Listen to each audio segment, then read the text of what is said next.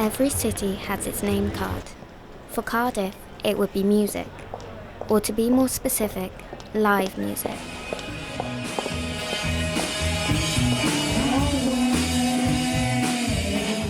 I'm Toby, I'm in the band Red Telephone, which is based in Cardiff, and I've been playing music for about six years now.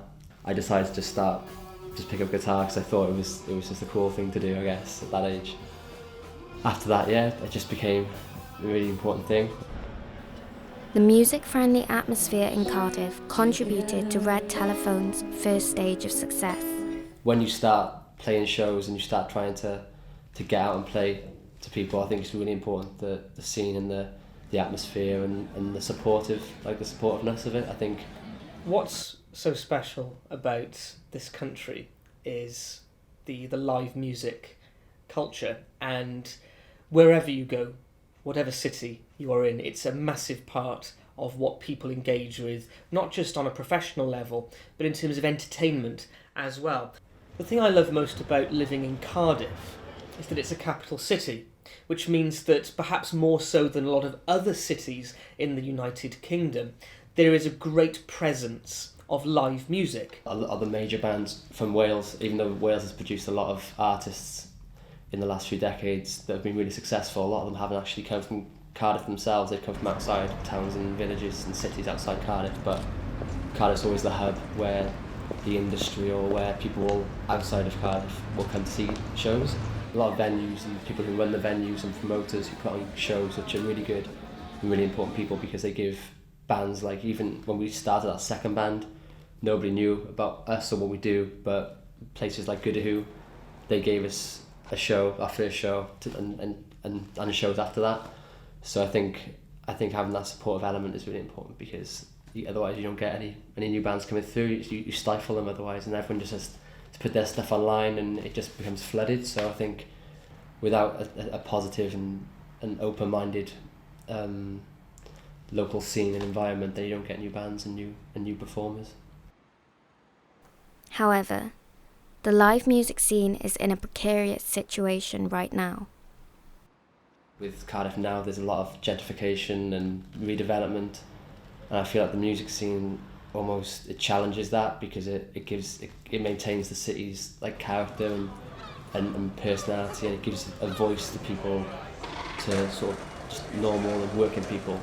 Obviously, more recently there's Goodahoo, which was Guildford Present as well, that was threatened. Same with Dempsey's, it's been redeveloped. Buffalo Bar, that's closed, and they're all in the last 2 or 3 years. Musicians are not the only ones who are upset. In January, 20,000 people backed the campaign to save Goodahoo and Guildford Crescent. Campaign leader Daniel Minty praised the Cardiff people's determination in protecting the much-loved music bar. Music for Cardiff is everything. Everybody does their own little bits, because people realise how important the music scene is to Cardiff. It's thriving, it's bustling at the moment. It's unparalleled to sort of any other music scene that I've been looking at, across the UK. It's always interesting that we always expect so much from artists and musicians, but, as a country, we're always a little bit sort of like reserved to dip our hand in our pocket and actually fund these sorts of projects. Between 2007 and 2015, the United Kingdom lost 35% of its grassroots music venues. In Wales, over the past 3.5 months, we've lost seven music venues all across our country, 2 here in Cardiff and 5 in satellite little tiny villages where kids are gathering together and going and playing. It's a pandemic. It's an absolute crisis. We see our music services.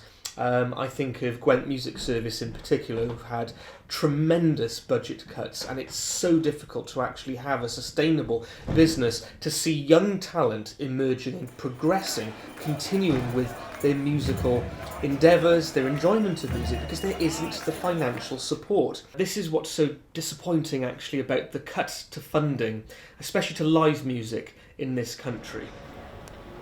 However, Cardiff Council has a different version of the story. We're actually we're not losing many music venues. Some have moved because of financial reasons, really, because they either the pub they were in was too small to make it worthwhile, so the people, they couldn't get the people in there, and so they were losing a bit of money that way, and they still had to pay their rates and things. But others, we've just getting through council now the music strategy, which is just out for consultation, which people are looking at, and that is to make Cardiff a music city.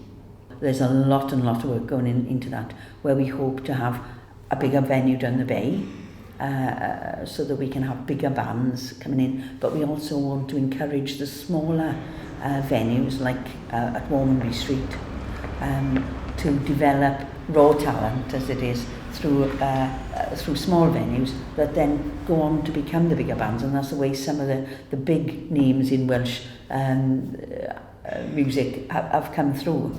There's a lot of work because we really want this to succeed. I think whenever you hear the government talking about funding for the arts, I think it sounds positive.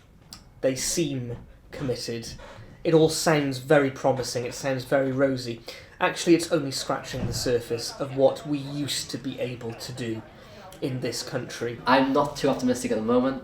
I think the political approach needs to change. The council turned around and said, oh yes, we're going to change the laws and we're going to get stuff in place, but it's often too late for a lot of these venues. It goes higher than that. Obviously the Welsh Government, they have an impact on what private landlords can charge on rents and stuff, so it obviously comes higher as well, but the council need to act faster on protecting the venues, I think. Otherwise it'll just happen again and again. But yeah, I'm not sure really. I mean, I think it comes down to that. But I think the fact that there's often a really good positive response by people. I think there's always well turned out marches and petitions.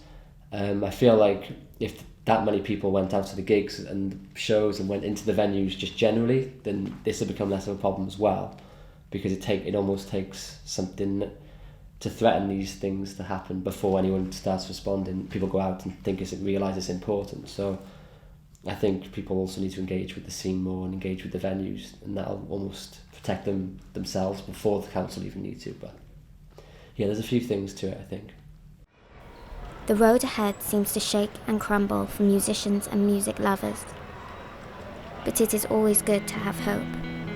The musicians are very determined people, despite all of these difficulties that we face, whether it's in terms of closing music venues, cuts to budgeting, and it is really felt on a number of levels. But musicians will do their very best to maintain that reputation and continue to produce music of very high quality.